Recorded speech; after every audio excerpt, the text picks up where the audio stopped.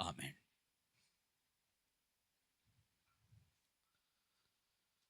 క్రొత్త నిబంధన అనేటువంటి ఈ పాఠమును మనం చాలా జాగ్రత్తగా ఆలోచించవలసినటువంటి పాఠం.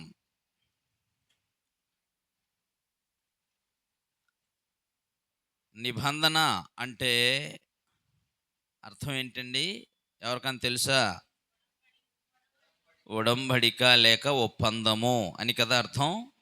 రైట్. కాబట్టి ఒక ఉడంబడిక ఒప్పందం అనేది ఉంది అని అంటే ఖచ్చితంగా దాంట్లో కొన్ని హక్కులు ఉంటాయి, కొన్ని బాధ్యతలు కూడా ఉంటాయి. కాబట్టి వాటన్నిటిని గూర్చి కూడా మనము స్పష్టంగా తెలుసుకున్న వారై ఉండాలి. నిబంధన, క్రొత్త నిబంధన, మనమందరము దేవునికి ప్రజలం అని అనుకుంటున్నాం. దేనిని బట్టి, ఏ నిబంధనను బట్టి మనం దేవునికి ప్రజలం? క్రొత్త నిబంధనను బట్టే మనము దేవునికి ప్రజలం, అంతేనా? రాత్రి భాగంలో కూడా కొంత మీకు జ్ఞాపకం చేశాను. క్రొత్త నిబంధనలో దేవుడు ఏం చేశాడు అని అంటే, క్రొత్త నిబంధన చేస్తానని ఇశ్రాయేల్ ప్రజలతో చెప్పినప్పుడే ఆ క్రొత్త నిబంధనలో 4 ప్రత్యేకమైన అంశాలను పెట్టాడు దేవుడు. క్రొత్త నిబంధనను గూర్చిన వాగ్దానం చేసినప్పుడే, ప్రవచించినప్పుడే ఆ ప్రవచనంలోనే 4 విషయాలు పెట్టాడు. ఒకటి, ఆ కొత్త నిబంధనను నేను వారి హృదయముల మీద, వారి మనసుల మీద వ్రాస్తాను అని. రెండవది, నేను వారికి దేవుడునై ఉంటాను, వారు నాకు ప్రజలై ఉంటారు అని. మూడవది, వారు ముందుగానే దేవుని గూర్చి బోధించబడిన వారై నిబంధనలో ప్రవేశిస్తారు అని. నాలుగవది, ఆ క్రొత్త నిబంధన సంబంధుల యొక్క పాపములను ఇక ఎన్నడూనూ నేను జ్ఞాపకము చేసుకొనను అని దేవుడు క్రొత్త నిబంధన గూర్చి ప్రవచించినప్పుడే క్రొత్త నిబంధనలో ఈ అంశాలను పెట్టాడు దేవుడు. ఓకేనా? రైట్. ఇప్పుడు ఈ క్రొత్త నిబంధనలో చాలా విషయాలు గుప్తం చేయబడి ఉన్నాయి. ఈ క్రొత్త నిబంధనలోనే నీ పాపములు ఇక ఎన్నడూనూ నేను జ్ఞాపకం చేసుకొనను అని దేవుడు చెప్పాడు. పాత నిబంధనలో ఆ విషయాలు చెప్పలేదు అనే సంగతికి రాత్రి జ్ఞాపకం చేశా. క్రొత్త నిబంధనలో క్రొత్త నిబంధన సంబంధులకు మాత్రమే ఏం చెప్పాడంటే, నేను వారి దేవుడై ఉంటాను, మరి వారి అతిక్రమాలని పాపాలని ఎన్నడూ నేను జ్ఞాపకము చేసుకోను అని అన్నాడు. ఇక పాపాలు నేను ఎన్నడూ జ్ఞాపకం చేసుకొనను అన్నాడంటే అర్థం ఏంటంటే, మీకు పాపక్షమాపణను ప్రసాదిస్తున్నాను అని. ఓకేనా? పాపక్షమాపణ అని, పాపం అనేది మీ మీద ఆరోపణ చేయదు. ఇప్పుడు ఈ పాపక్షమాపణ కొరకు యోహాను గారు ప్రకటించారు, యేసుప్రభు వారు ప్రకటించారు, అపోస్తలులు ప్రకటించారు, సంఘం ఆ పని చేసింది. కనుక అక్కడ చెప్పింది ఏమిటంటే, మీరు మారుమనసు పొంది పాప క్షమాపణ నిమిత్తము ప్రతివాడు యేసుక్రీస్తు నామమున బాప్తిస్మము పొందుడి అని. కాబట్టి పాప క్షమాపణ నిమిత్తము బాప్తిస్మం పొందండి. ధర్మశాస్త్ర సంబంధి అయిన సౌలు గారికి అననీయ వచ్చి కూడా చెప్పింది ఏమిటంటే, నీవు లేచి తడువు చేయక బాప్తిస్మము పొంది నీ పాపములను కడిగి వేసుకొనుము అని. కాబట్టి బాప్తిస్మము అనేటువంటిది ఏ నిబంధన సంబంధమైంది? క్రొత్త నిబంధన సంబంధమైంది. క్రొత్త నిబంధనల్లో బాప్తిస్మమును పెట్టి, బాప్తిస్మము ద్వారా నీకు పాపక్షమాపణను ప్రసాదించి, పాపక్షమాపణ నీవు పొందిన తరువాత నువ్వు దేవునికి కుమారుడు, కుమార్తె అవుతావు. అప్పుడు ఆ క్రొత్త నిబంధనలో దేవుడు నీ కొరకు ఏ ఏ హక్కులను కల్పించాడో, ఆ క్రొత్త నిబంధనలు ఏ ఏ వాగ్దానాలు నీకు చేశాడో, అందులో ఏ ఏ బాధ్యతలు నీకు ఇచ్చాడో వాటన్నిటినీ నువ్వు అనుసరించి బ్రతకాల్సిన అవసరం ఉంటుంది. అర్థమైందా? ఏమైనా ఒక నిబంధన ఉందనంటే ఆ అగ్రిమెంట్ ఎలా రాసుకుంటారు? ఇరువురి మధ్య చేయబడేదే అగ్రిమెంట్, అంటే ఒప్పందం. అంతేనా? ఆ ఒప్పందంలో ఇరువురు దానికి కట్టుబడి ఉండవలసిన అవసరత ఉంటుంది. అంటే దేనికి కట్టుబడి ఉండాలంటే అందులో పెట్టుకున్న షరతులు, అందులో వ్రాయబడిన హక్కులు, అందులో వ్రాయబడిన బాధ్యతలు. అంతేనా? కాబట్టి నిబంధన అంటేనే అగ్రిమెంట్ ఇంగ్లీష్లో. కాబట్టి ఈ నిబంధనలో, ఈ అగ్రిమెంట్లో నిబంధన వాగ్దానాలు ఉన్నాయి, హక్కులు ఉన్నాయి, బాధ్యతలు కూడా ఉన్నాయి. దీంతో ఈ నిబంధనతో మానవునికి దేవునితో సహవాసం కూడా ఏర్పడింది. కాబట్టి క్రొత్త నిబంధన లేకుండా భూమి మీద ఉన్నటువంటి మనుషులందరూ కూడా దేవునికి చెందిన వారై ఉండే అవకాశం లేదు. క్రొత్త నిబంధన ద్వారా యావత్తు మానవ జాతికి అంతటికీ దేవుడు గొప్ప అవకాశం ఇచ్చాడు దేవుని పిల్లలగుటకు. క్రొత్త నిబంధన లేకపోతే మరి ఏ నిబంధన ఉంది? అంతకుముందు పాత నిబంధన అని అంటున్నారు. కానీ ఎందుకు మీరు పాత నిబంధన అంటున్నారు? దాన్ని కొత్తది వచ్చింది కాబట్టి మీరు పాతది అన్నారు. అయితే పాత నిబంధన అని బైబిల్లో ఉందా? మీరు అంత డీప్గా చదివి ఉండరు కాబట్టి దానికి పాత నిబంధన అని పేరు ఇచ్చింది బైబిలే. హెబ్రీ పత్రికలో 8వ అధ్యాయంలో ఆయన క్రొత్త నిబంధన అని చెప్పుట చేత మొదటిది పాతదిగా చేసి ఉన్నాడు కదా అని ఉంటుంది చివరి వచనాల్లో. ప్రభువు కొత్త నిబంధన అని చెప్పుట చేత మొదటిది అంటే ముందుగా ఇవ్వబడింది మొదటి నిబంధన ఏమన్నాడు? పాతదిగా చేసి ఉన్నాడు అన్నాడు. అర్థమైందా? కాబట్టి పాత నిబంధన అని బైబిలే దానికి ఇచ్చిన బిరుదు. ఇక్కడ క్రొత్త నిబంధనను బట్టి ఎవరైనా సరే, ఏ జాతులకు చెందిన వారైనా సరే, అందులో యూదులని, గ్రీసు దేశస్తుడని, అన్యుడని, లేక విధమైనటువంటి ఏ జాతికి చెందిన వాడైనా సరే వాడు దేవుని కుమారుడు అవ్వాలంటే క్రొత్త నిబంధన క్రిందికి రావాలి. క్రొత్త నిబంధనలో బాప్తీసం అనేటువంటిది ఒక ప్రప్రథమమైనటువంటి పాత్ర. ఓకేనా? అయితే ఇది మీరు ముందు ఇలాగ దీన్ని మనసులో పెట్టేసుకోండి. ఇక పాత నిబంధన ఎందుకు ఇచ్చినట్టు మరి? ధర్మశాస్త్రము పాత నిబంధనని మనం పాత నిబంధన అంటున్నాం. కొత్త నిబంధన రాకముందు అది పాత నిబంధన. వాళ్ళకి దాన్ని కలిగి ఉన్నటువంటి ఇశ్రాయేల్ ప్రజలు ఉన్నారు కదా, వాళ్ళకి అది పాత నిబంధన కాదా? పోనీ కొత్త నిబంధన కాదా? మరి ఏమది? దానికి ఆ దినాల్లో దేవుడు పిలిచిన విధానం ఏంటంటే ధర్మశాస్త్ర నిబంధన అని అర్థం. దానికి ఆ నిబంధన ఏమన్నాడంటే ఇశ్రాయేలీయుల కాలంలో అది పిలువబడుతున్నప్పుడు దేవుని ధర్మశాస్త్ర నిబంధన అని అర్థం, దానికి అని పేరు దానికి. ఓకేనా? రైట్. ఇప్పుడు కొత్త నిబంధన చేయాల్సిన అవసరం ఏమొచ్చింది? మరి ఆ నిబంధనకి ఏమైంది? ధర్మశాస్త్ర నిబంధనకి అదేమన్నా లోపం కలిగి ఉండేనా? అదేమన్నా చేతగానిదై ఉండేనా? అదేమైనా మనుషులు పాటించలేనిదై ఉండిందా? మరి ఇవన్నీ ప్రశ్నలు పుట్టాలి కదా. ఇందులో మీ కొత్త నిబంధన కంటే పాత నిబంధన పెద్దగా ఉందా, కొత్త నిబంధన పెద్దదిగా ఉందా? పాత నిబంధనమే చాలా పెద్దదిగా ఉంది. ఆది కాండం నుంచి మలాకి గ్రంథం వరకు 39 పుస్తకాలు. ఏ పుస్తకం కూడా చిన్న పుస్తకంగా లేదు, అన్ని పుస్తకాలు చాలా అధ్యాయాలు కలిగి ఉన్నాయి. కొత్త నిబంధనలో 27 పుస్తకాలు ఉన్నాయి. కానీ ఒక్కొక్క పేజీలోనే ఒక్కొక్క అధ్యాయము 2 అధ్యాయాలతో కూడా ఒక్కొక్క పుస్తకం ఉంది. కాబట్టి క్రొత్త నిబంధన కంటే పాత నిబంధన చాలా పెద్దదిగా ఉంది. కానీ అలాంటి నిబంధన ఈరోజు మీకు నిష్ప్రయోజనమైందా?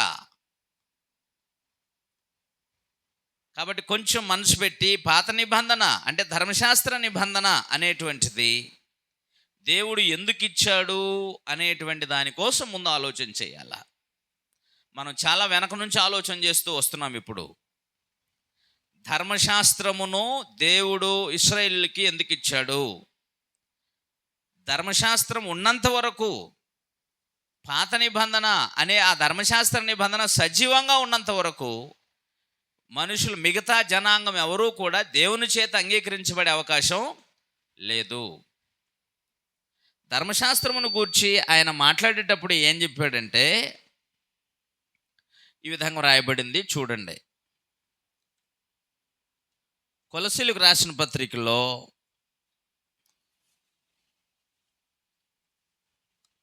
కొలస్సీలకు రాసిన పత్రికలో 2వ అధ్యాయము 13-15 వచనాలు కలిసి ఉన్నాయి, చదువుదాం. మరియు అపరాధముల వలనను శరీరమందు సున్నతి పొందక ఉండుట వలనను మీరు మృతులై ఉండగా దేవుడు వ్రాత రూపకమైన ఆజ్ఞల వలన, అంటే అదే ధర్మశాస్త్రం, ఆజ్ఞల వలన మన మీద రుణముగాను, మనకు అంటే అన్ని జనులైన మనకు విరోధముగాను ఉండిన ఆ పత్రమును, అంటే ఆ ధర్మశాస్త్రముని మేకులతో సిలువకు కొట్టి దాని మీద చేవ్రాతను తుడిచేసి మనకు అడ్డం లేకుండా దానిని ఎత్తివేశాను. ఎత్తేసి మన అపరాధములన్నిటినీ క్షమించి ఆయనతో, అంటే ప్రభు అయిన క్రీస్తుతో పాటు జీవింపజేసిన మనల్ని. జీవింపజేసింది ఎవరు? తండ్రి అయిన దేవుడు. ఇప్పుడు ఆయన చేసిన పని ఏంటి? తండ్రి చేసిన పని ఏంటంటే, మనకు విరోధముగాను, మన అపరాధములను బట్టి మన మీద రుణముగాను, మనకు విరోధంగాను ఉండిన ఆ పత్రమును అన్నాడు. ఆ ధర్మశాస్త్రం ఏం చేశాడంటే, ఆ ధర్మశాస్త్రం ఏమని చూపిస్తున్నాడంటే, మనకు విరోధంగా ఉంది అన్నాడు. ఎవరికి? అన్ని జనులకి, యూదులకు కాదు. యూదులకి బలమది. అన్ని జనులకి ఆ నిబంధన ఎలా ఉందట? విరోధముగా ఉంది. అన్ని జనులకు అడ్డముగా ఉంది, దేవుని ఎదుగు రాకుండా, వారి పాపములు క్షమించబడకుండా. నిజంగా అడ్డమేనా అది అనే దానిని కొంచెం మనం ఆలోచన చేయాలి. అంటే ఇక్కడ సూటిగా చెప్పాలంటే, ఆ నిబంధన అమలులో ఉన్నంత వరకు అన్ని జనులు ఎవరూ కూడా దేవుని యొద్దకు పోవడానికి అడ్డుబండగా ఉంది. ఎందుకంటే ఆ నిబంధన దేవుడు ఎవరితో చేశాడు? ఇశ్రాయేలు ప్రజలతో చేశాడు, కానీ సమస్త అన్ని జనులతో, సమస్త మానవ జాతితో చేయలే ఆ నిబంధన. అవునా? ఇశ్రాయేలీలతో మాత్రమే చేశాడు. 78వ కీర్తన 8వ వచనం. 78వ కీర్తన 8వ వచనంలో రాయబడింది చూడండి.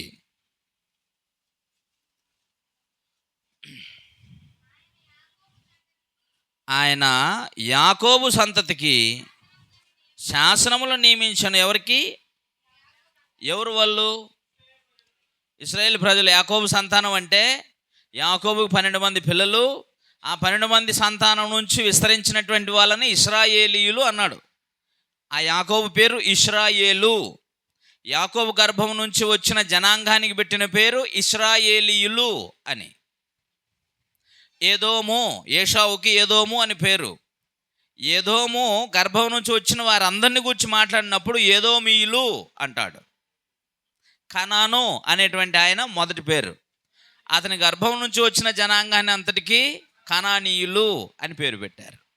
అర్థమైంది? అది ఒక బైబిల్ పద్ధతి, ఒక జనాంగాన్ని అర్థం చేసుకోవడానికి. ఇశ్రాయేలీయులకు అంటే యాకోబు సంతానమునకు ఆయన శాసనములను నియమించెను.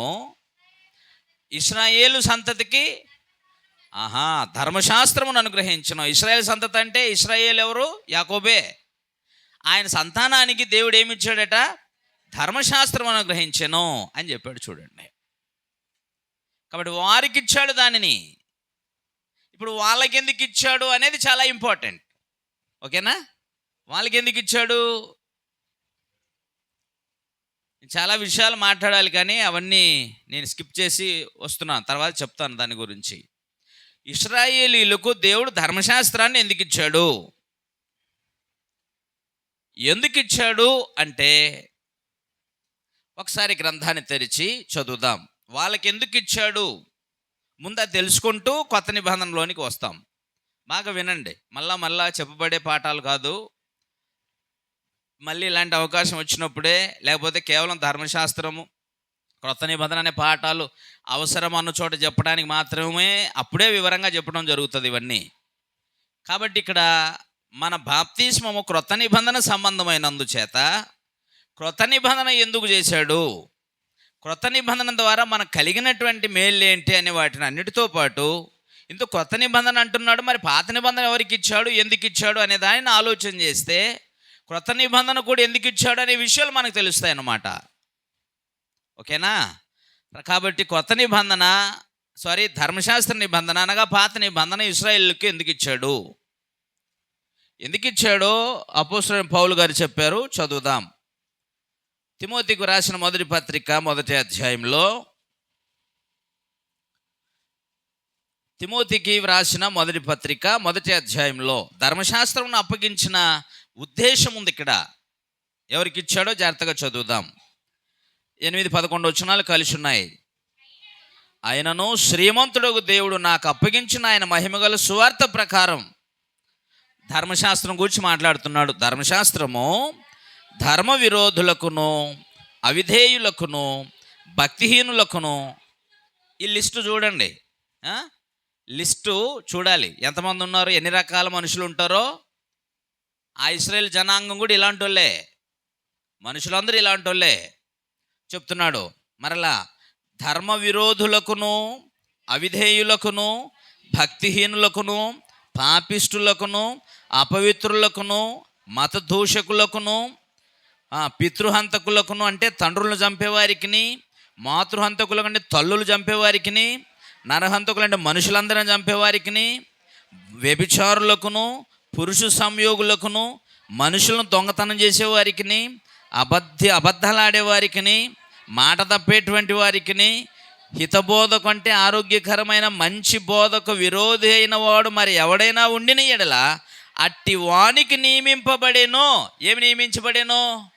ధర్మశాస్త్రం. ధర్మశాస్త్రం ఎలాంటి వాళ్ళకి ఇచ్చాడు అంటే, ధర్మశాస్త్రం పొందినప్పుడు జనం ఎలాంటి వాళ్ళు అన్నమాట. ఇక్కడ ఎన్ని క్యారెక్టర్లు ఉన్నాయో అన్ని క్యారెక్టర్ కలిగిన వారు ఎవరు? ధర్మశాస్త్రం పొందిన వాళ్ళు ఎవరు? వాళ్ళందరూ ఆ క్యారెక్టర్ గల్లోళ్ళే. ఎందుకు ఆ క్యారెక్టర్ కలిగిన వాళ్ళు? వాస్తవానికి వాళ్ళ యొక్క పితరులు, యోసేపు ఉన్నాడు. యోసేపు దేవుని యందు భయభక్తి కలిగిన వాడు. వాళ్ళ తండ్రి గారు యాకోబు మంచి భయభక్తి కలిగిన వాడు. ఇస్సాకు భయభక్తులు కలిగిన వాడు. అబ్రహాము భయభక్తులు కలిగిన వాడు. కానీ వీళ్ళందరూ కలిగినంత భయభక్తులు కలిగి ఉండడానికి వీళ్ళు ఒక మంచి వాతావరణంలో లేరు. నేను రాత్రి మీకు బహుశా మీకు చెప్పలేదు, ఉదయకాలం చెప్పినట్టున్నాను ఆన్లైన్లో. ఇశ్రాయేలీలు ఐగుప్తులో ఉన్నప్పుడు, ఐగుప్తులో ఎన్ని ఏళ్ళు ఉన్నారు వాళ్ళు? 400 సంవత్సరాలు ఉన్నారు. ఎన్ని సంవత్సరాలు?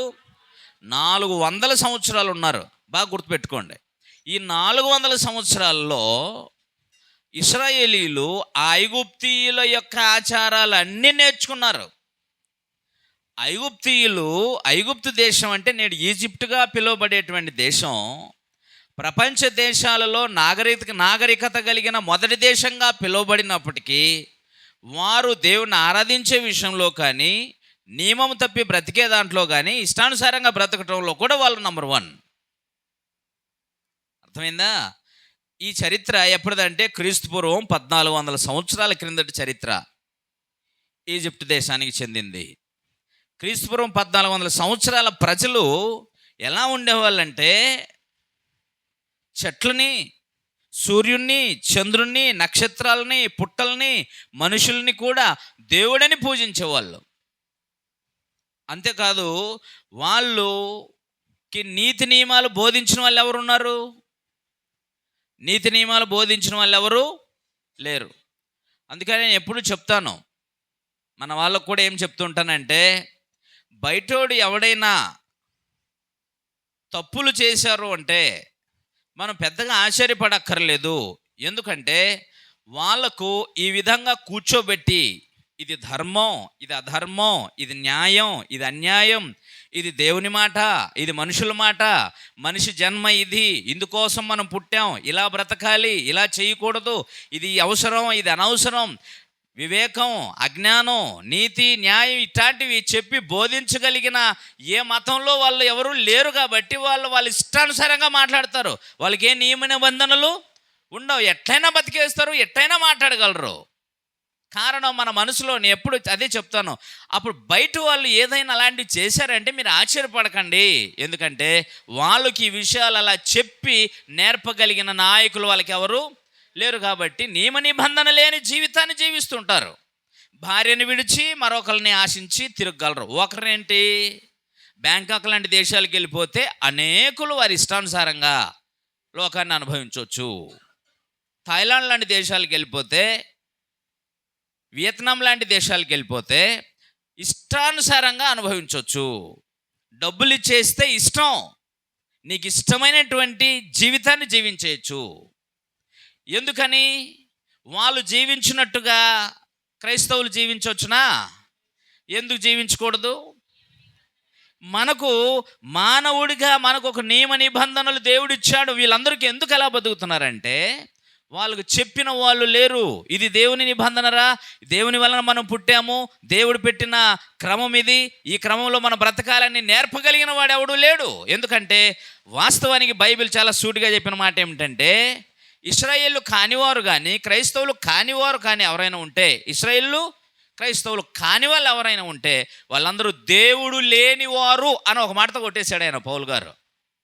వాళ్ళు ఎవరు లేనివారు? దేవుడు లేనివారు. అంటే ఇంకా దేవుడు చెప్పిన మాటలు ఏం బట్టి ఉంటాయి వాళ్ళకి.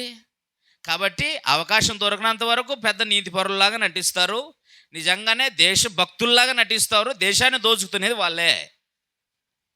ఎందుకని?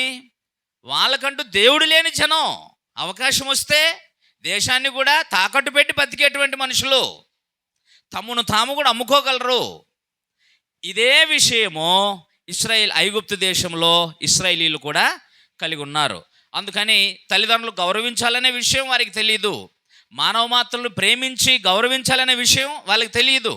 అందుకనే దయా దాక్షిణ్యములు లేకుండా ఇశ్రాయేలీలు ఐగుప్తు దేశంలో ఉన్నప్పుడు అక్కడున్న వాతావరణాన్ని చూడండి.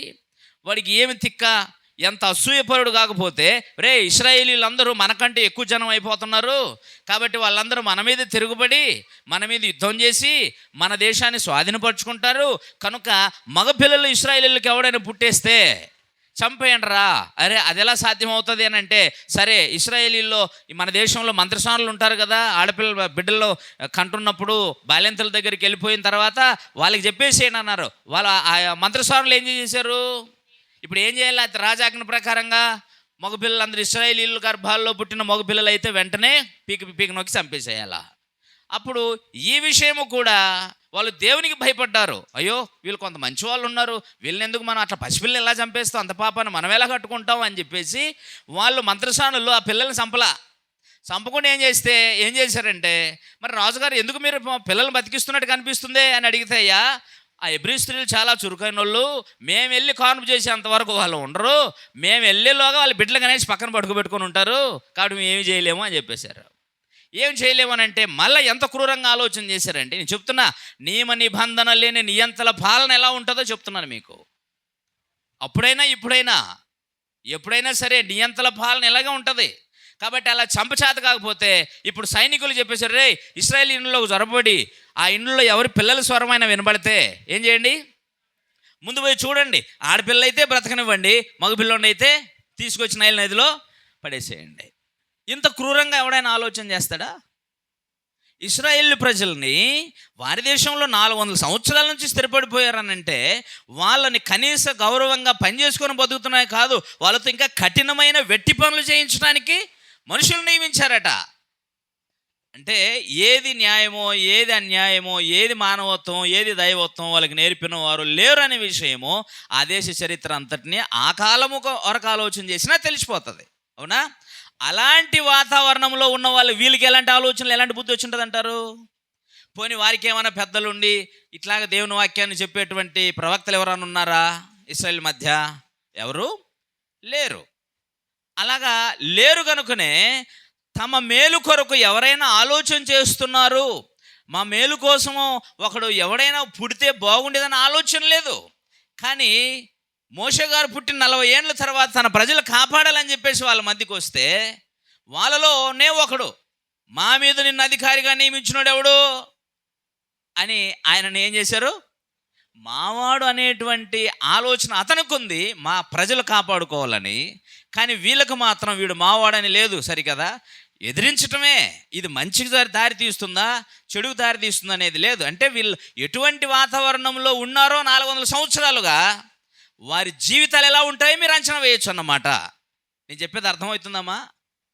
నిద్రపోతున్నారు ఎవరైనా? నేను నిద్రపోతే నీళ్ళు పోయమని చెప్తాను మొఖాన, లేదంటే లేచిపోయి మర్యాద మంచి మొంగడుకొచ్చుకోండి. మీరు నిద్రపోయేంత చిన్న విషయాలు చెప్పట్లేదు. అర్థమైందా లేదా? జాగ్రత్తగా వినండి. కాబట్టి అలాంటి వాతావరణంలో పెరిగి వచ్చారు. తల్లిదండ్రులంటే గౌరవం లేదు, పెద్దలంటే గౌరవం లేదు. అందుకని వారిని సహించినటువంటి మోషే గారి జీవితం చూడాలి. వాళ్ళందరిలో మిక్కిలి సాత్వికుడు, నమ్మకమైన వాడు. అంటే వీళ్ళు ఎన్నిసార్లు అసలు మోషే గారితో మాట్లాడడానికి వస్తే ఒక్కసారి కూడా వాళ్ళు మర్యాదగా మాట్లాడిన సందర్భం మీరు చూడరు. ఆయనని ఎప్పుడు అగౌరవంగానే, ఎప్పుడు నిందిస్తూనే, ఎప్పుడు బాధ పెడుతూనే మాట్లాడారు. అంటే వాళ్ళ యొక్క కల్చర్ చూడండి ఎంత భయంకరంగా ఉందో. ఇంత భయంకరమైనటువంటి ఈ జనాంగానికి దేవుడు ఏమిచ్చాడు? ధర్మశాస్త్రం ఇచ్చాడు. మీరు వారు నడవలసినటువంటి మార్గమును నిర్దేశించే ధర్మశాస్త్రాన్ని దేవుడు వాళ్ళకి ఇచ్చాడు. అర్థమవుతుందమ్మా? బోరుగా ఉందా ఏనాయనా? కార్తీక్ బాగానే ఉందా? అర్థమవుతుంది కదా? అర్థం అవ్వాలి. ఎంతసేపు చెప్పినా మీకు అర్థం కాలేదనుకోండి, మా తిప్పులు ఏడబడ్డా తీరదు. ఎందుకని ఇంతసేపు పరిశ్రమ అనిపిస్తుంది. ఓకేనా? రైట్. ఇప్పుడు అలాంటి కల్చర్ కలిగిన వారికి దేవుడు ఏమిచ్చాడు? ఎందుకు ఇచ్చాడు? వాళ్ళకైనా ఎందుకు ఇవ్వాలి? దాని వెనకాల ఒక రహస్యం ఉంది. వెళ్ళిపోదాం అక్కడికి. వెనక్కి వెళ్ళిపోతేనే మొత్తం ఏం లేదు, తీగలాగితే డొంకంతా కదిలినట్టుగా వెనక్కి వెళ్ళిపోతా ఉంటే విషయం అంతా తెలుస్తుంది. వాళ్ళకి ఎందుకు ఇచ్చాడు? అందరిని వదిలేసినట్టు వదిలేయచ్చు కదా అని మీరు అనుకుంటే, వాళ్ళకి సంబంధించిన విషయంలో ఇలా చెప్పాడు. ఆదికాండము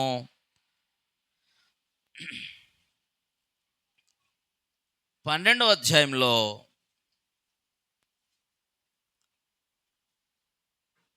2వ వచనం చదువుదాం.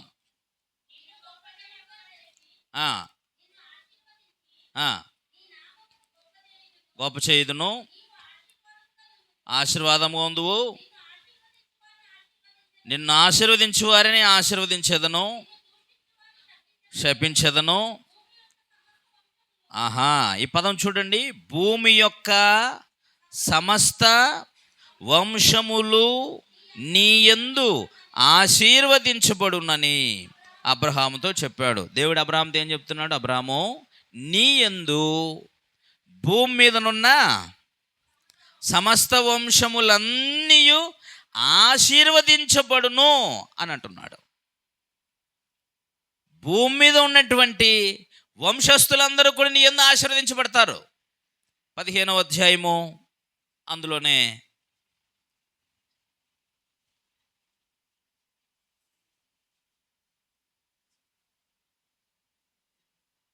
5వ వచనం నుంచి ఇలా రాయబడింది చూడండి.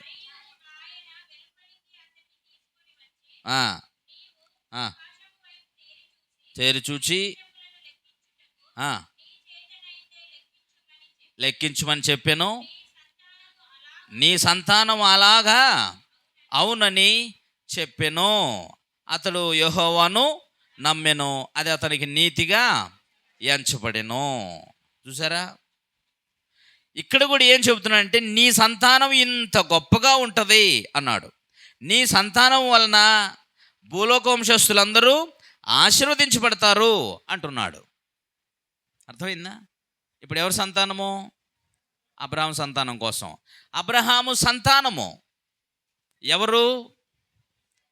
ఇస్సాకు.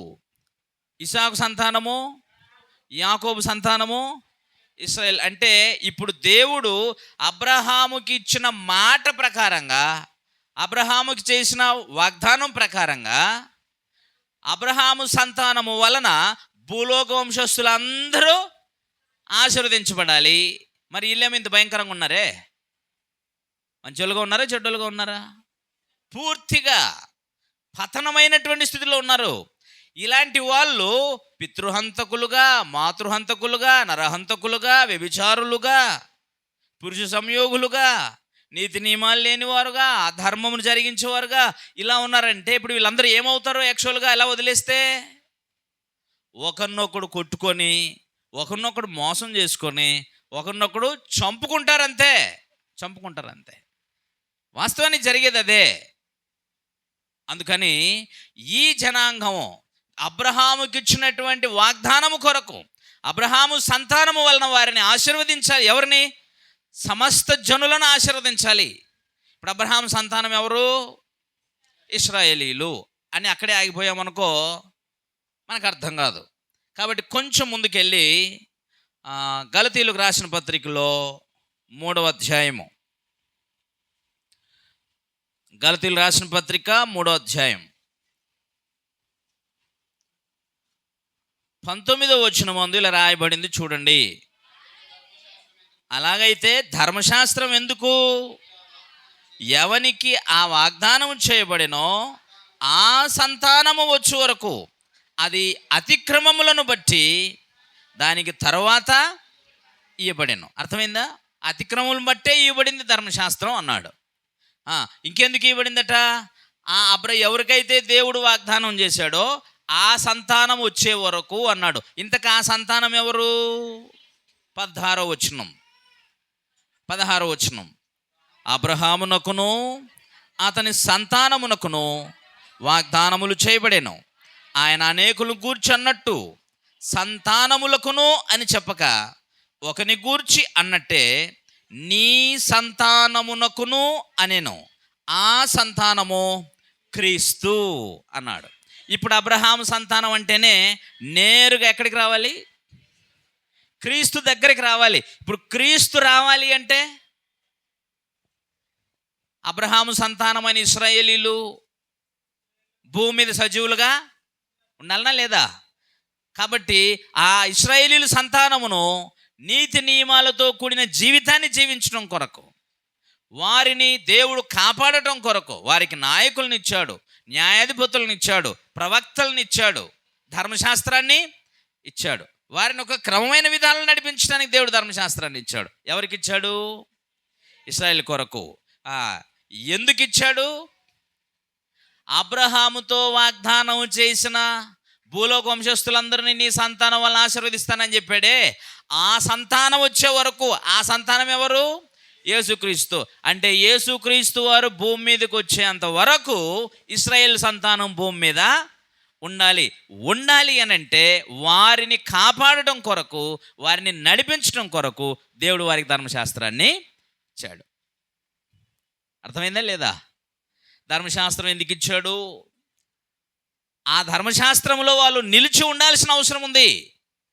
ఆ ధర్మశాస్త్రంలో నిలిచి ఉంటే ఆ నిబంధన ఇచ్చినప్పుడే ఆ నిబంధనలో వారికి చాలా స్పష్టంగా చెప్పాడు. తర్వాత మీరు చదువుకోండి. ద్వితీయోపదేశకాండంలో 28వ అధ్యాయము 1 నుంచి 14 వచనాల వరకు ఏం చెప్పాడంటే, మీరు యెహోవా యొక్క ఆజ్ఞలన్నిటినీ అనుసరిస్తే వారు దీవించబడే విధానం అక్కడ చెప్పాడు. 15వ వచనం నుంచి వారు దేవుని ఆజ్ఞల్ని అతిక్రమిస్తే వారు శపించబడే విధి విధానాలను గూర్చి చెప్పాడు. అర్థమైందా? కాబట్టి వాళ్ళ ఒక ఆశీర్వాదానికైనా అంటే ఆ నిబంధనలో దేవుడు వారికి దీవెనలు ఇచ్చాడు. షరతులు కట్టుబడి బ్రతికితే దీవెనను పొందుతారు. ఆ నిబంధనను అతిక్రమిస్తే అందులో చెప్పబడిన శిక్షలు కూడా ఉంటాయి. అది ధర్మశాస్త్రం. అయితే ఈ ధర్మశాస్త్రం వలన ప్రజలకి చాలా స్పష్టంగా తెలిసింది ఏమిటంటే, ఏది పాపమో ఏది పాపం కాదో వారికి చాలా స్పష్టంగా తెలియజేశాడు దేవుడు. ధర్మశాస్త్రం అంతా చూపించింది ఏమిటంటే, ఏది ధర్మమో ఏది అధర్మమో, ఏది మంచో ఏది చెడో, ఏది దేవుని ఆజ్ఞలో ఏవి దేవుని ఆజ్ఞలు కావో, ఏది పాపమో ఏది పాపము కాదో, ఏది ఆశీర్వాదమో ఏది శాపమో, ఈ విధంగా ధర్మశాస్త్రం దేవుడు వారికి చాలా స్పష్టంగా చూపించేశాడు. అంటే ధర్మశాస్త్రము వలన మానవ జాతికి అంతటికి ఇశ్రాయేలుకి అందరికీ తెలియజేస్తుంది ఏమిటంటే పాపం అనగా ఎట్టిదో తెలియజేయబడింది. పాపం అంటే ఏంటో తెలియజేయబడింది. అర్థమైందా? ధర్మశాస్త్రము ఎందుకు ఇచ్చాడు? ఎవరికి ఇచ్చాడు? ఇశ్రాయేలుకి ఎందుకు ఇచ్చాడు? అబ్రహాముతో వాగ్దానం చేశాడు గనక. అబ్రహాము సంతానమును గూర్చి ఏం వాగ్దానము? అబ్రహాము సంతానం వలన భూలోక వంశస్థులందరూ సమస్త వంశస్థులందరూ ఆశీర్వదించబడాలి. ఇప్పుడు అబ్రహాము సంతానం ఎవరు? యేసు ప్రభు వారు. కాబట్టి యేసు ప్రభు వచ్చేంత వరకు అబ్రహాము సంతానము భూమి మీద నిలిచి ఉండాలి. వాళ్ళు నిలిచి ఉండడం కొరకు దేవుడు వారికి ధర్మశాస్త్రాన్ని ఇచ్చాడు. అయితే ఆ ధర్మశాస్త్రంలో ఏమేముంది? ఏది పాపమో ఏది పాపం కాదో చాలా స్పష్టంగా ఉంది. అర్థమైందా? కాబట్టి దాని గురించి ఇంకొంచెం మీకు అర్థమవడం కొరకు రోమపత్రికలో మీరు ఇందాక గలతీలకు రాసిన పత్రికలో చదివారా? అది అతిక్రమం బట్టి ఇవ్వబడిందని. రోమీలకు రాసిన పత్రికలో 3వ అధ్యాయము, రోమీలకు రాసిన పత్రిక 3వ అధ్యాయము 20వ వచనం నుంచి చదువుదాం. ఏలయనగా ధర్మశాస్త్ర సంబంధమైన క్రియల మూలముగా ఏ మనుషుడును నీతిమంతుడని ఆయన దృష్టికి నీతిమంతుడని తీర్చబడడు. ధర్మశాస్త్రం వలన పాపం అనగా ఎట్టిదో తెలియబడుతుంది అన్నాడు. ధర్మశాస్త్రం వలన ఏం తెలుస్తుంది నాయనా? పాపం అంటే ఏంటో తెలిసింది. మరి పాపం చేసినోడు కూడా ధర్మశాస్త్రం ఏం చేస్తుంది? శిక్షలు కూడా చూపించింది. పాపం అంటే ఏంటో చూపించింది, పాపం చేసిన వాడికి శిక్ష కూడా చూపెట్టింది. అది ధర్మశాస్త్రం. ఎవరికి ఇచ్చాడో ఎందుకు ఇచ్చాడో అనే విషయాల్ని మనకు క్లారిటీ లేకపోతే మనకు అర్థం కాదు. మరొకసారి చెప్తున్నాను, అది ఒక జనాంగానికి పరిమితం చేయబడిన నిబంధన. ఎవరికి? అబ్రహాము సంతానం అనే ఇశ్రాయేలుకు మాత్రమే వాగ్దానం చేయబడింది. ఆ సంతానము యేసుక్రీస్తు వచ్చిన తర్వాత ఇప్పుడు ఇశ్రాయేలీయులను మాత్రమే కాపాడే ఉద్దేశం కాదు. అబ్రహాము సంతానమైన క్రీస్తు ద్వారా భూమి మీద ఉన్న సమస్త వంశస్థులందరినీ ఆశీర్వదించుట కొరకు దేవుడు ఉద్దేశించి ఉన్నాడు. అంటే యేసుక్రీస్తు వచ్చిన తర్వాత సమస్త మనుషులందరూ కూడా దేవుని వలన ఆశీర్వదించబడాలి. యేసుక్రీస్తు వలన యావత్తు మానవ జాతికి అంతటికి ఆశీర్వాదము కలుగునట్లుగా దేవుడు క్రీస్తును అనుగ్రహించాడు. కాబట్టి క్రీస్తు తర్వాత యావత్తు మానవ జాతికి గొప్ప మేలు కలిగింది. అందువలన క్రీస్తు రాకపోతే ఆ ధర్మశాస్త్రాన్ని బట్టి ఇశ్రాయేలీయులకు మాత్రమే దేవుడు, ఆ ధర్మశాస్త్రం ఇశ్రాయేలుకు మాత్రమే ధర్మశాస్త్రం, అది పరిమితం కలిగినటువంటి జనాంగానికి చేయబడింది. కానీ ఇప్పుడు యావత్ మానవ జాతి దేవుని ప్రజలే కదా. మరి వారందరినీ మరి ఇక్కడ పెద్ద ప్రశ్న ఏమిటంటే, మరి ఇశ్రాయేలుకు ధర్మశాస్త్రం ఇచ్చాడు, ధర్మశాస్త్రం లేనప్పుడు మరి అన్ని జనులు ఉన్నారు కదా, వాళ్ళందరూ ఎలా పాపులు అవుతారు? ఇశ్రాయేలుకి వెళితే పాపం అంటే ఏంటో తెలిసేటట్టుగా వ్రాతపూర్వకంగా ఇచ్చాడు. అర్థమైందా? మీకు తెలుసో లేదో, ఇప్పటికీ ప్రపంచవ్యాప్తంగా ఉన్న రాజ్యాంగాలన్నీ కూడా బైబిల్ నుంచి కాపీ చేసిన రాజ్యాంగాలే. అందులో ఏ అనుమానము లేదు. ఎందుకంటే ప్రపంచవ్యాప్తంగా ఉన్న అత్యధిక జనాభాలో ఉన్న అన్ని దేశాల వారు బైబిల్ నుంచి కాపీ చేశారు. ఎందుకంటే బైబిల్ దేవుని గ్రంథం అని వాళ్ళకు బాగా తెలుసు.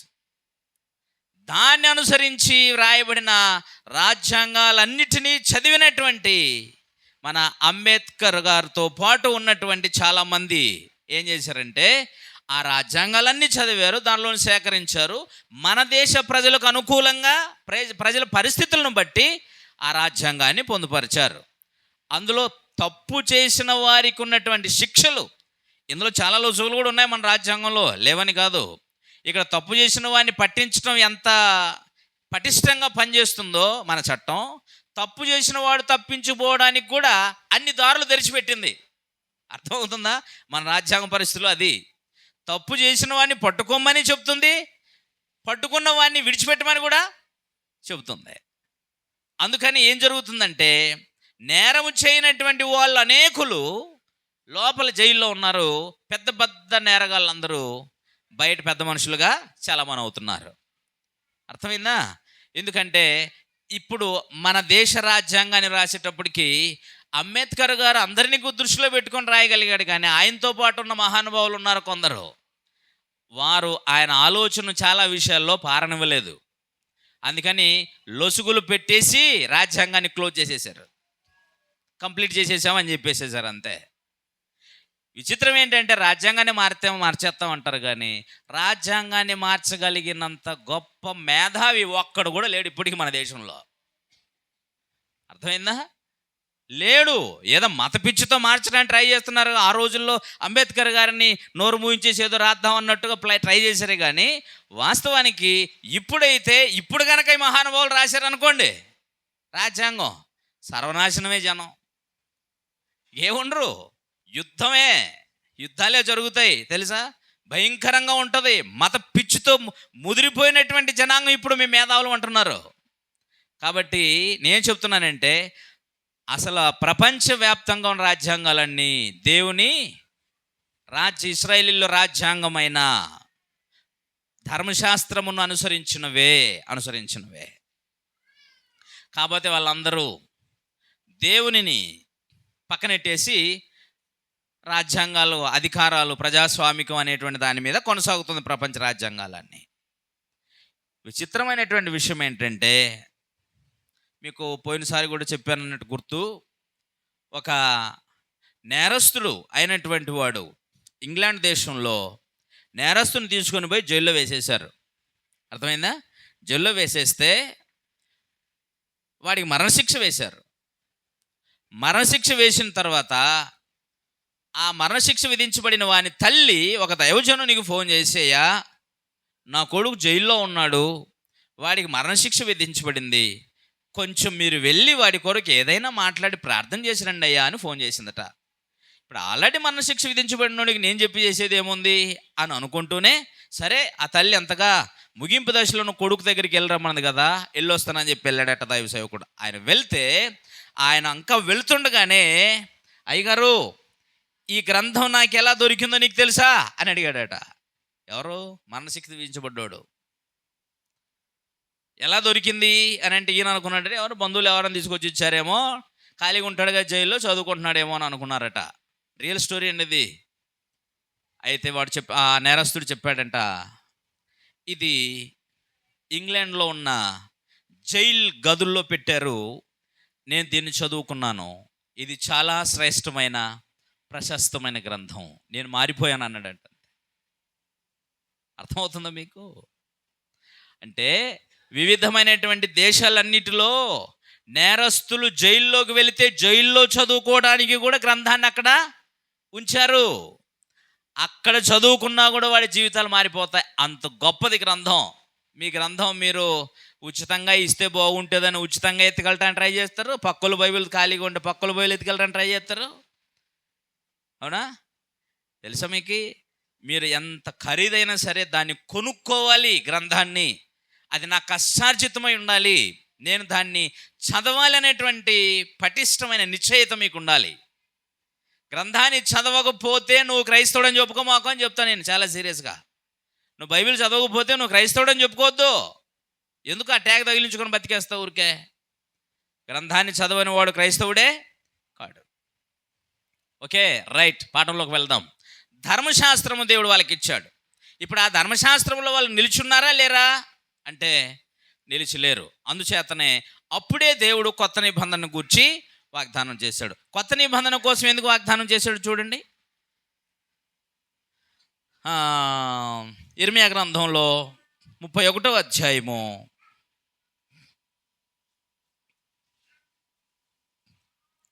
31 నుంచి చదువుదాం. ఇదిగో నేను ఇశ్రాయేలు వారితోనూ యూదా వారితోనూ క్రొత్త నిబంధన చేయు దినములు వచ్చుచున్నవి, ఇదే యెహోవా వాక్కు. అది ఐగుప్తులో నుండి వారిని రప్పించుటకై నేను వారిని చేయి పట్టుకున్న దినాన వారి పితరులతో నేను చేసిన నిబంధన వంటిది కాదు. నేను ఆ నిబంధన విషయంలో వారి పెనిమిటి అయినను వారు ఆ నిబంధనని భంగము చేసుకొనిరి. చాలు నాయనా, ఈ నిబంధనను గూర్చి చెప్తున్నాడు. వారు ఆ నిబంధనలో నిలవలేదు. ఆ ఇశ్రాయేలు ఏ జనాంగానికి దేవుడు ధర్మశాస్త్రాన్ని ఇచ్చాడో ఆ నిబంధనలో వాళ్ళు నిలవలేదు. ఆ నిబంధన భంగం చేసుకున్నారు. ఇరువైపులా నమ్మకంగా ఉండాలి కదా నిబంధన చేసుకుంటే. పోనీ వాళ్ళు మాట ఇచ్చారా, మాట ఇవ్వలేదా? నిబంధన అనుసరించి బ్రతుకుతామని బతికారా? అలాగ మాట ఇచ్చారా? దేవుడు ముందే చెప్పాడు, మీరు నా మాటలను శ్రద్ధగా విని. 19:5 నిర్గమకాండం 19:5 నిర్గమకాండము 19:5 కాగా మీరు నా మాటలను శ్రద్ధగా విని నా నిబంధన అనుసరించి నడిచిన ఎడల మీరు సమస్త జనులలో నాకు స్వకీయ సంపాద్యమగుదురు. సమస్త భూమి నాదే కదా. మీరు నాకు యాజక రూపమైన రాజ్యముగాను పరిశుద్ధ జనముగాను ఉంటారు. ఎప్పుడు? మీరు నా మాటలు శ్రద్ధగా విని నేను మీకు ఇస్తున్న ఈ నిబంధనను అనుసరించి బ్రతికితే మీరు నాకు ప్రజలై ఉంటారు, నేను మీకు దేవుడై ఉంటాను. మీరందరూ ఎగ్గిరినా అని అడిగాడు. 8వ వచనంలో వాళ్ళు ఏమన్నారు చూడండి.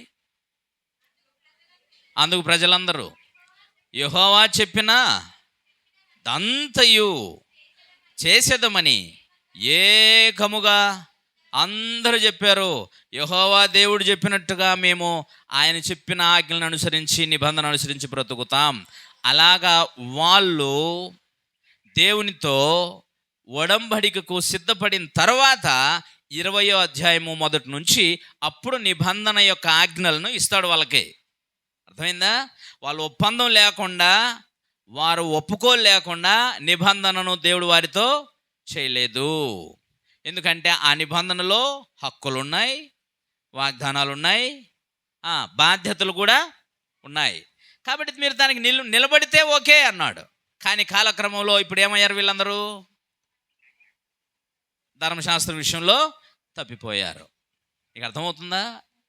తప్పిపోయారు. చూడ 2 విషయాలు. ఒకటేమో అబ్రహాము సంతానము రావాలి, అప్పటి వరకు వీళ్ళు కాపాడబడడం కోసం ధర్మశాస్త్రం ఇచ్చాడు. కానీ ఈ ధర్మశాస్త్రం ఇస్తే ఈ ధర్మశాస్త్రమును బట్టి వాళ్ళు నీతిమంతులు అవ్వాలి కదా. అయ్యా, ధర్మశాస్త్రాన్ని బట్టి వాళ్ళు నీతిమంతులు భక్తులు అవ్వాలి కదా. అయ్యారా? కాలేదు. రోమపత్రిక చదివాం. ధర్మశాస్త్ర సంబంధమైన క్రియల మూలముగా ఏ మనుషుడు నీతిమంతుడుగా దేవుని ఎదుట తీర్చబడలేదు. ఎందుకు తీర్చబడలేదు? ఎందుకు తీర్చబడలేదంటే వాళ్ళు ఆ ధర్మశాస్త్రాన్ని సంపూర్ణంగా అనుసరించి నడవలేదు. ఇప్పుడు వాళ్ళు నడవట్లేదు, ఓకేనా? తర్వాత సమస్త అన్ని జనులని దేవుని ఎదుగు రావడానికి అవకాశము లేదు. ఎందుకంటే ఈ నిబంధన నెరవేర్చకుండా ఇంకో నిబంధన చేయటం సాధ్యమేనా? మీకు అర్థమవుతుందమ్మా? ఇప్పుడు పాత నిబంధనను ఆయన తీసేయకుండా కొత్త నిబంధన ఎలా చేస్తాడు? మరి ఈ నిబంధన తీసేయటానికి కారణం చెప్పాలి. నిజమేనా? ఈ పాత నిబంధనను తీసేయడానికి కారణం కరెక్ట్గా చెప్పాలి. దేవుడు కాబట్టి ఎవడికి సమాధానం చెప్పవసరం లేదని ధర్మశాస్త్రాన్ని తీసేయచ్చునా, తీయకూడదా? దేవుడైతే మరి చాలా అధికారం కలిగిన వాడే, కానీ మాట తప్పేవాడు అసలే కాడుగా. కాబట్టి ధర్మశాస్త్రము ప్రజలకి కఠినంగా ఉందా, సులువుగా ఉందా? వాళ్ళు ఎందుకు అనుసరించలేకపోతున్నారు? వాస్తవానికి ధర్మశాస్త్రం ఎలాంటిదో చూస్తారా? అది చూపిస్తాను చూడండి. ధర్మశాస్త్రం మంచిదా చెడ్డదా, కఠినమైందా? రోమపత్రిక 7వ అధ్యాయం.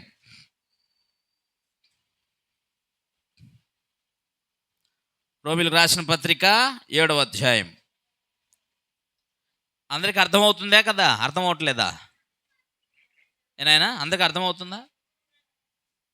7వ అధ్యాయము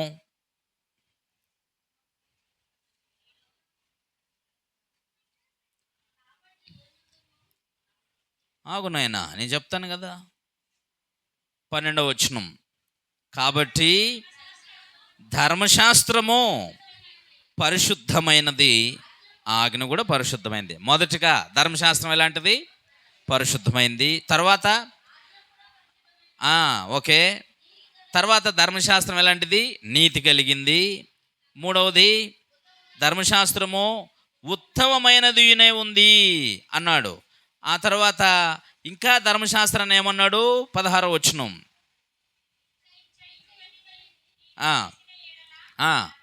ధర్మశాస్త్రము శ్రేష్టమైనది అన్నాడు. ఎన్ని చెప్పాడు చూడండి. ధర్మశాస్త్రం శ్రేష్టమైంది, ధర్మశాస్త్రం ఉత్తమమైంది, ధర్మశాస్త్రం నీతి కలిగింది, ధర్మశాస్త్రం పరిశుద్ధమైంది. ఇంకా చెప్పాడు 14వ వచనంలో ధర్మశాస్త్రము ఆత్మ సంబంధమైంది అన్నాడు. అని ఇన్ని క్వాలిటీలు ఉన్నాయి ధర్మశాస్త్రంలో. ఇన్ని క్వాలిటీలు కలిగిన ధర్మశాస్త్రం కలిగి ఉండి కూడా వాళ్ళు ఇశ్రాయేలు ఏం కాలేకపోయారు? నీతి కలిగిన ధర్మశాస్త్రమును కలిగి ఉన్నా నీతిమంతులు కాలేకపోయారు. పరిశుద్ధమైన ధర్మశాస్త్రాన్ని కలిగి ఉన్నప్పటికీ పరిశుద్ధులు కాలేకపోయారు. ఆత్మ సంబంధమైన స్థితి దాంట్లో కలిగి ఉన్నా వాళ్ళు ఆత్మ సంబంధులు కాలేకపోయారు. శ్రేష్టమైన ధర్మశాస్త్రం కలిగి ఉన్నా శ్రేష్ఠులు కానీ భ్రష్టులైపోయారు. అర్థమైందా మీకు? ఏం జరిగింది? ధర్మశాస్త్రం వాళ్ళకి చాలా కఠినమైనదిగా భావిస్తున్నారు. మరలా అది కఠినమైనదిగా మనుషులు భావించి దానివల్ల ఒక్కడు కూడా నీతిమంతుడు కాలేకపోతే ఇప్పుడు కొత్త నిబంధన ఎలా చేయాలి దేవుడు? అంటే ముందు మొదటి దాని సంగతి ఏమైందో తెలుసా లేదా? ఇప్పుడు ఒకవేళ మనుషులు దాన్ని అనుసరించలేకపోతున్నారంటే నిజంగా అది కఠినమైందేనేమో, మానవులు పాటించలేనంత కఠినమైందేమో. నిజమా కదా? ధర్మశాస్త్రం మనుషులు పాటించలేనంత కఠినమైందా కాదా?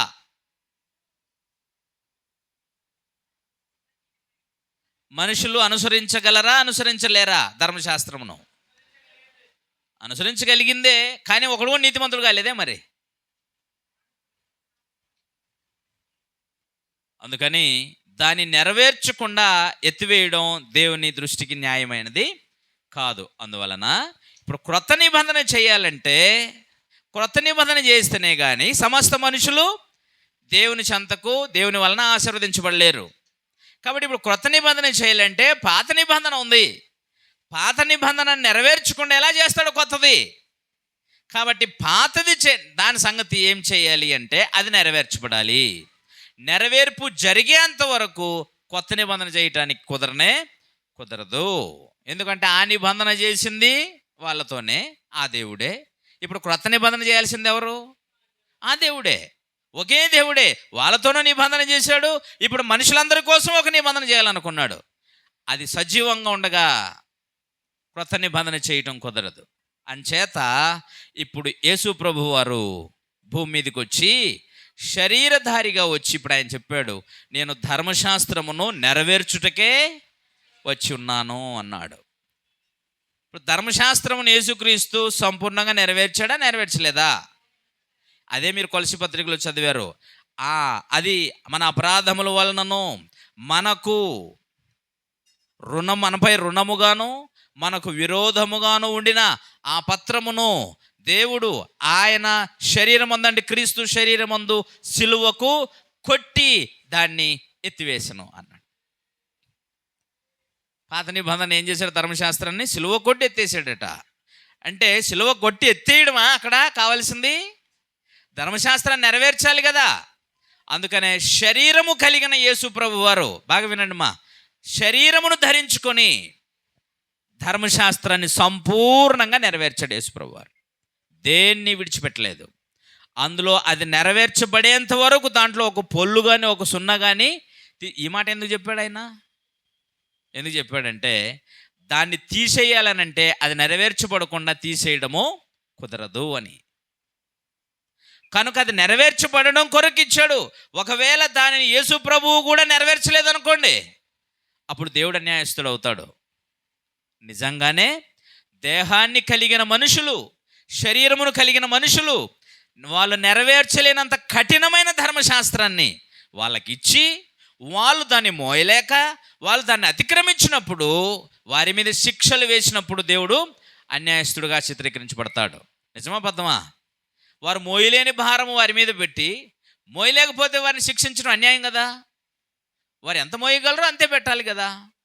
నిజంగానే వాళ్ళు మోయలేనిదా అంటే వారు మోయలేనిది కాదు. వారి స్వభావము, వారి క్రియలు, వారి అలవాట్లు, వారి యొక్క కల్చర్, వారి వాతావరణం వారిని దేవుని ప్రజలుగా పరిపూర్ణులుగా చేయాలనుకున్నప్పటికీ వాళ్ళు వారి కల్చర్ను, పాపపు స్వభావాన్ని, క్రియలను మానిన వారు కారు. కాబట్టి యేసు ప్రభు వారు అయితే మనసు పెట్టి దేవుని ధర్మశాస్త్రాన్ని నెరవేర్చాడు. ఇప్పుడు నెరవేర్చాడు కనుక కొత్త నిబంధనకు మార్గము సుగమమైంది. ఇది నెరవేర్చకుండా కొత్త నిబంధన చేయడం కుదరదు. అందువలన దేహమును ధరించిన క్రీస్తు ఒకటి రుజువు చేశాడు. ఏమిటంటే దేవుడిచ్చిన ధర్మశాస్త్రం న్యాయమైనదే, పరిశుద్ధమైందే, శ్రేష్టమైందే, ఆత్మ సంబంధమైందే, ఉత్తమమైనదే, జ్ఞానసత స్వరూపమైందే. కానీ దాన్ని అనుసరించే లేని లోపము మానవులదే, కానీ ధర్మశాస్త్రం కఠినమైంది కాదు అని యేసు ప్రభు వారు దేహంలో ఏం చేశారండి? రుజువు చేసి దాన్ని నెరవేర్చిన తర్వాత యావత్తు మానవ జాతిని దేవుని ఆశీర్వాదం పొందడం కొరకు అందరినీ పిలిచి ఇప్పుడు క్రొత్త నిబంధనను బట్టి అందరినీ దేవుని ప్రజలుగా చేసుకున్నాడు. అర్థమైందా? ధర్మశాస్త్రం ఎందుకు ఇచ్చాడో తెలిసిపోయింది.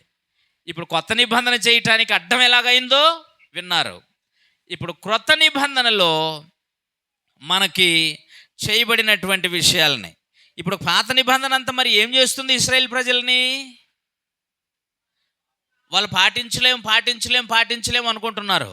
కానీ వాస్తవానికి మేము పాటించలేనిది ఇచ్చాడు, మేము చాలా కఠినంగా ఉంది అంటే మాకు ఇంకొక నిబంధన అయితే బాగుంటుందని ఎదురు చూచేటట్టుగా కూడా వాళ్ళ పరిస్థితులు మారిపోయాయి. కానీ అదంతా ఎక్కడికి చూపిస్తుంది అంటే ఒక్కసారి మీరు గ్రంథాన్ని తెరిచి చూడండి. గలతీ పత్రిక 3వ అధ్యాయము 24వ వచనం. గలతీ పత్రిక 3వ అధ్యాయం 24వ వచనం. మనము విశ్వాస మూలమున నీతిమంతులమని తీర్చబడినట్లు క్రీస్తు నొద్దకి మనల్ని నడిపించుటకు ధర్మశాస్త్రము మనకు బాలశిక్ష కూడా ఏనో. అయితే విశ్వాసము వెల్లడి ఆయన గనుక ఇక బాలశిక్షకుని క్రింద ఉండము. కాబట్టి యేసుక్రీస్తునందు మీరందరూ విశ్వాసం వలన దేవునికి కుమారులైన. అర్థమైందా మీకు ఈ విషయం? ధర్మశాస్త్రం ఎందుకయ్యా అని అంటే ఆయన అంటున్నాడు, వాళ్ళందరినీ ఎక్కడ నడిపించడానికట? క్రీస్తు దగ్గరికి నడిపించడానికి. ఎవరి దగ్గర నడిపించడానికి? క్రీస్తు దగ్గర నడిపించడానికి. అంటే అబ్రహాము సంతానమునకు వాగ్దానం చేయబడిన ఆ సంతానం క్రీస్తుని పైన చెప్పాడు 16వ వచనంలో. అందరినీ ఆ క్రీస్తు దగ్గరికి నడిపించడం కొరకు ఈ ధర్మశాస్త్రం ఏమైందట? బాలశిక్ష అంటే ఎంతమంది తెలుసు చెప్పండి?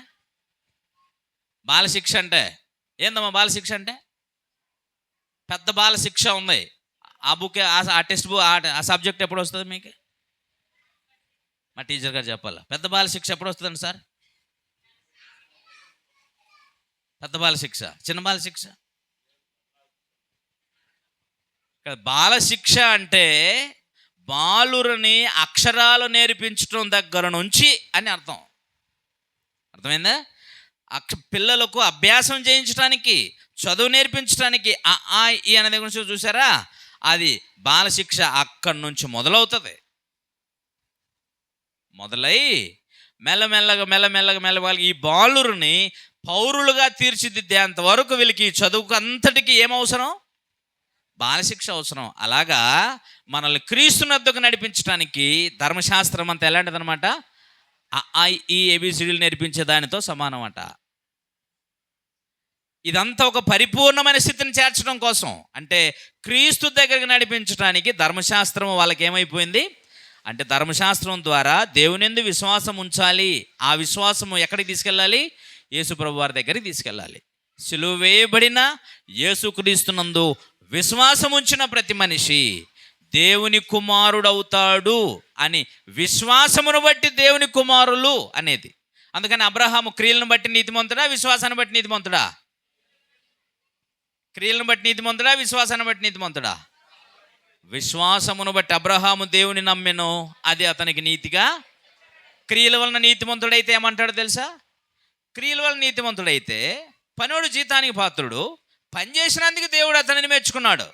ఇప్పుడు దేవుని గొప్పతనం ఏముంది ఇక్కడ? పని చేశాడు కాబట్టి జీతం ఇచ్చాడు. పనివానికి జీతం రుణమే కానీ దానం కాదు కదా అన్నాడు. నీతి అనేది దేవుని యొక్క దానం. కాబట్టి అబ్రహాము క్రియలను బట్టి కాదు నీతిమంతుడు, దేవుని యందు విశ్వాసం ఉంచిన దాన్ని బట్టి నీతిమంతుడు.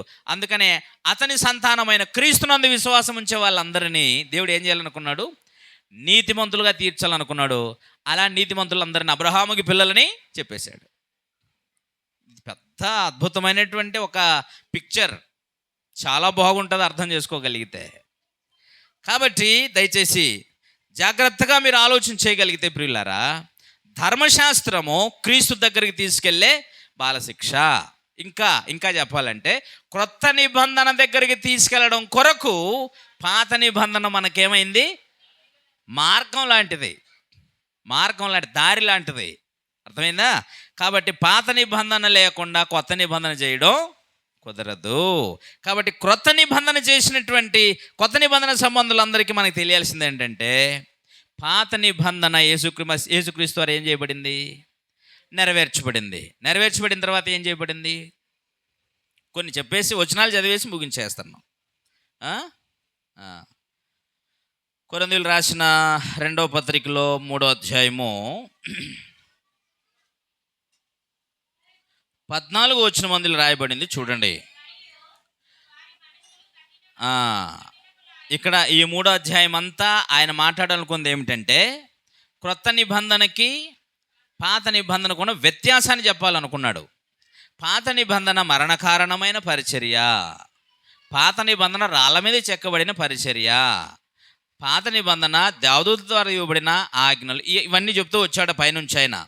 కానీ క్రొత్త నిబంధన దేవుని ద్వారా ఇవ్వబడింది, క్రొత్త నిబంధన ఆత్మ సంబంధమైంది, క్రొత్త నిబంధన జీవము కలిగిందని ఆ 3వ వచనం నుంచి 9వ వచనం వరకు చెప్పాడు. ఓకేనా? ఇప్పుడు అవన్నీ వివరిస్తూ మళ్ళీ ఇక్కడ 14వ వచనానికి వచ్చిన తర్వాత ఆ ఇశ్రాయేలు ప్రజలు మనస్సులు ఏమైపోయాయి? కఠినములైపోయాయి. కనుక ఈ పత్రిక రాసే కాలం వరకు కూడా పాత నిబంధన చదువుబడుతున్నప్పుడు ఆ పాత నిబంధన క్రీస్తునందు కొట్టివేయబడినని వారికి తేటపరచబడక ఆ ముసుగే ఇంకా నిలిచింది అన్నాడు. మోషే గారు దేవుని ధర్మశాస్త్రాన్ని తీసుకునేటప్పుడు 40 రోజులు గొప్ప మహిమలో ఉన్నాడు. ఆ మహిమలోంచి ప్రజల దగ్గరకు వస్తే మోషే గారిని ప్రజలు చూడలేకపోయారట. అంత మహా తేజస్సుతో సూర్యుని వలె ఆయన ముఖం ప్రకాశిస్తుంది. బాబు నీకో దండం, నిన్ను మేము చూడలేకపోతున్నాం, నీ ముఖం మీద ముసుగేసుకున్నారు. ఆ మహిమ తగ్గిపోయిన తర్వాత ముసుగు తీసేసాడు ఆయన, మోషే గారు. అర్థమైందా? ఇప్పుడు దీనికి పోలుస్తున్నాడు ఆయన. ఇంకా పాత నిబంధన ముసుగులో ఉన్న వాళ్ళందరికీ ఆ మోషే గారు ధరించిన ఆ ముసుగు అట్లే ఉంది అన్నాడు. వాస్తవానికి ఏం జరిగిందట? ఆ పాత నిబంధన చదువుబడుతున్నప్పుడల్లా ఆ పాత నిబంధన క్రీస్తునందు కొట్టివేయబడినని ఎరుగక అన్నాడు. అంటే క్రీస్తునందు ధర్మశాస్త్రం ఏం చేయబడిందట? ఎలా కొట్టివేయబడిందో కొలసి పత్రిక చదివించాను. అందుకనే అది క్రీస్తు తన సిలువ వేయబడినప్పుడు, ఎందుకంటే అందులో ధర్మశాస్త్ర సంబంధంగా పాపం ఏంటో తెలిసింది, పాపం వలన శిక్ష మరణము. కాబట్టి ఆ మరణము కూడా ఆయనే భరించాలా, నెరవేర్చింది ఆయనే. ఆ శాపము నుంచి లోనైన వారిని విడిపించటానికి చావవలసింది కూడా ఆయనే. అర్థమైందా మీకు? ధర్మశాస్త్రం నెరవేర్చదగిన గొప్ప శక్తిమంతుడు ఆయన ఒకడే. తిరిగి ఆ ధర్మశాస్త్రమును అతిక్రమించిన మనుషులందరూ శాపగ్రస్తులయ్యారు. కాబట్టి వాళ్ళందరికీ శిక్ష ఏమిటి? పాపం చేసిన వాడు మరణపాత్రుడు. అదే ధర్మశాస్త్రంలో న్యాయము. కాబట్టి ఆ మరణాన్ని కూడా తానే మరణించాడు. అందుకని ఆయన మరణముతో ధర్మశాస్త్రం అనే కార్యక్రమం పూర్తిగా నెరవేర్చబడింది. ధర్మశాస్త్ర సంబంధమైన న్యాయము నెరవేర్చబడింది. ఇప్పుడు క్రీస్తు రక్తముతో క్రొత్త నిబంధన చేయబడింది. ఈ క్రొత్త నిబంధనలో నశించిపోతున్న వానికి జీవము ఉత్పత్తి అయింది. దాని అన్నాడు జీవ నియమము అన్నాడు. దాని ఏమన్నాడు? జీవ నియమము అన్నాడు. కాబట్టి జీవించగలిగేటువంటి గొప్ప అవకాశం. మరొకసారి ఇంకో మాట కూడా చూడండి. రోమపత్రిక 10వ అధ్యాయము 4వ వచనం. 10వ అధ్యాయము 4వ వచనం. విశ్వసించు ప్రతివానికి మేలు కలుగుటకై, నీతి కలుగుటకై. ఎవడెవడైతే విశ్వాసం ఉంచుతారో క్రీస్తునందు వాళ్ళందరికీ నీతి కలగడం కొరకు. ఒకప్పుడు అబ్రహాము దేవుని నమ్మితే అది అతనికి నీతి అని ఎంచబడింది. ఇప్పుడు అదే అబ్రహాము వలె విశ్వాసం ఉంచే ప్రతివానికి దేవుడు తన నీతిని ఇస్తాడట. ఆ నీతి పొందేటువంటి మనుషుడు విశ్వసించాలట. విశ్వసించేవాడెల్లా ఒక విషయాన్ని గ్రహించాలట. ఏమని? నీతి కలుగునట్లు క్రీస్తు ధర్మశాస్త్రమునకు సమాప్తి అయి ఉన్నాడు. ధర్మశాస్త్రానికి క్రీస్తు ప్రభువు ఏమైనాడట? ముగింపు. ఎందుకు ముగింపు అన్నాడు? కొనసాగింపు కొరకు ఇంకొకటి రాబోతుంది. అదేమిటి? క్రొత్త నిబంధన. క్రొత్త నిబంధన రాకపోతే ఆ ధర్మశాస్త్రం ఇంకా నిలిచుండేది. అదే కనుక నిలిచుండే పని అయితే యావత్ మానవ జాతి దేవుని దగ్గరకు వచ్చే అవకాశమే లేదు. అందరి హృదయాల మీద దేవుడు ధర్మాన్ని రాశాడు. మనసాక్షిని బట్టి తీర్పు తీర్చే విధానం వేరు. కానీ దేవుడిచ్చిన మాట నెరవేర్చబడాలి కదా. అందుకని యావత్ మానవ జాతికి అంతటికీ కూడా నిబంధన అవసరం. కాబట్టి ఆ నిబంధన క్రొత్త నిబంధన. ఈ క్రొత్త నిబంధనలో మనకి గొప్ప వాగ్దానాలు ఉన్నాయి. ఇందులో మీకు నీతి, పరిశుద్ధత, సత్యం, దీర్ఘశాంతం, దేవుని స్వభావం అంతా మీకు ఇక్కడ దైవ సహవాసం అంతా దొరుకుతుంది.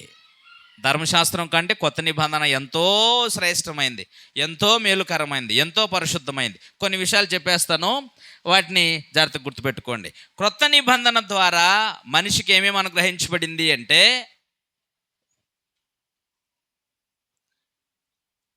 మీరు ఇందాక అడిగితే దీన్ని చూసి కూడా చెప్పలేదేంటి? ఇంతకు అర్థమైందా, అర్థం కాలేదా మీకు? సోదర సోదరీమణులారా, ఇంతకుముందు దేవుని చిత్తం అర్థమైందా, అర్థం కాలేదా? అడిగిన దానికి సరిగా ఆన్సర్ చెప్పలేదని అంటే మేము ఏమనుకోవాలి? ఇంతకు అర్థమయ్యేటట్టుగా అయ్యగారు చెప్పలేదా? మీరే సరిగా వినలేదా? రెండు ఉంటాయి అంతే. రెండిట్లో ఏది రైట్ చెప్పండి. మరి మీరు ఆన్సర్ చేయలేదు కాబట్టి మీరు విన్నన్నా వినకపోయి ఉండాలా, అయ్యగారన్నా సరిగా చెప్పకపోయి ఉండాలా. ఏది రైట్ ఇందులో? మీరు సరిగా వినలేదా? అయితే భోజనం తర్వాత ఆ పాఠం మళ్ళీ చెప్పాలి. మీరు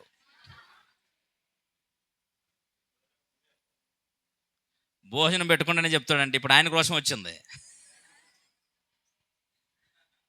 ఓకే, క్రొత్త నిబంధనలో ఏమేమి ఇవ్వబడ్డాయో చెప్తాను, జాగ్రత్తగా చూడండి. ఒకటి,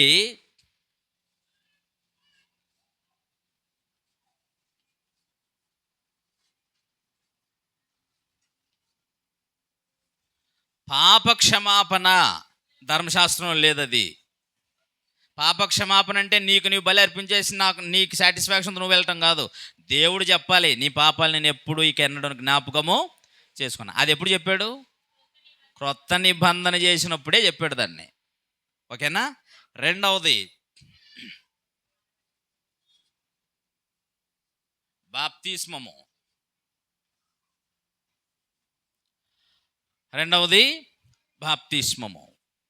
రైట్. మూడవది పరిశుద్ధాత్మ అనువరం.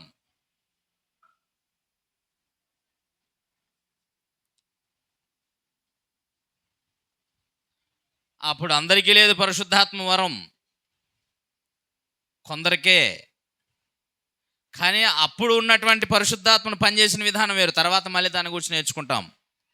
4,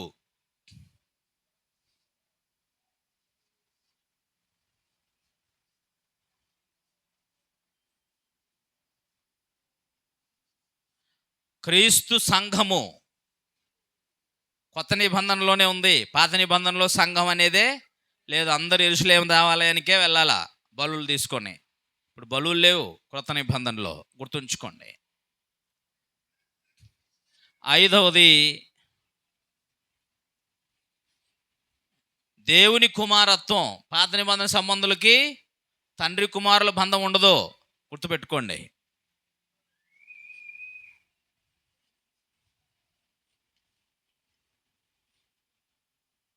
అదే కదా చదివాము ఇందాక, యేసుక్రీస్తునందు మీరు అందరూ దేవునికి కుమారులు ఉన్నారు. యేసుక్రీస్తు లేకపోతే మీరు దేవుని కుమారులు కారు. గుర్తుంచుకోండి. 6వది ఆరాధన.